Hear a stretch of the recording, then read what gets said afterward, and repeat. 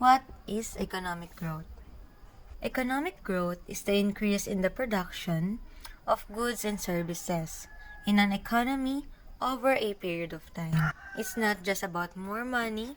Economic growth also means an economy produces more goods and services over time. Think of it like a bakery making more breads and cakes each year. Its growth isn't just about making more stuff, it also means people have more money to buy things, leading to a higher standard of living. Imagine everyone in that bakery getting a pay raise. Let's now proceed on what makes economies grow.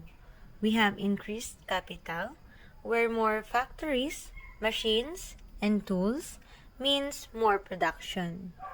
Think of it like the bakery earlier, getting new ovens and mixers. Next is the larger workforce, where more people working means more goods and services produced. That's like hiring more bakers and assistants. Next is the technological advances, where new technologies make production faster and more efficient. Imagine the bakery getting a super fast bread making machine. Lastly, improve human capital. A better educated and skilled workforce is more productive. And then we have the importance of economic growth. So why does economic growth matter? Because we will have higher standards of living for individuals, more jobs and opportunities, and government can invest in education, healthcare, and infrastructure.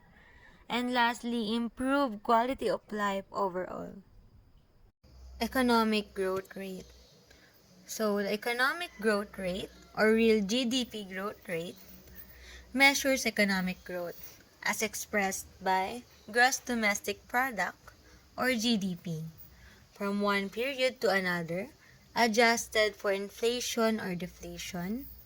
In other words, it reveals changes in the value of all goods and services produced by an economy. It also measures the change in a country's economic output over time. Accounts for inflation or deflation, providing a more accurate picture of growth, and it's essential for understanding the true health of an economy. How to compute the rate of economic growth? To find the economic growth rate, we need two numbers, the GDP of last year and the GDP of the current year, to compare the growth. It should be noted that while you can use nominal GDP, the real GDP growth is more useful because it considers the effect of inflation on economic data. Then we use this simple formula.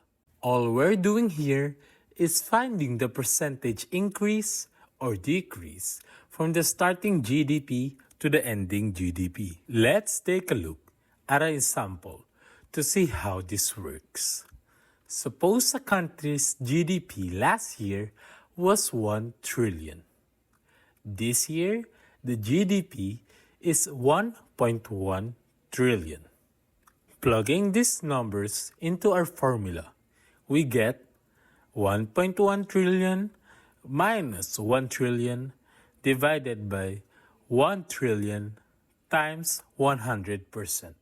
Solving the formula, we will get the answer of 10%. So, the economic growth rate for this country is 10%, meaning the economy grew 10% over the year. When interpreting this number, a positive rate means the economy is growing, while a negative rate means it's contracting. For example, we calculated negative 5%. That would mean the economy shrank by 5%. Growth rates help economists, policymakers, investors understand the health and momentum of the economy. Thank you for watching our videos. To see more informational videos, click on the channel link. This is Mark Kilang signing out. Goodbye!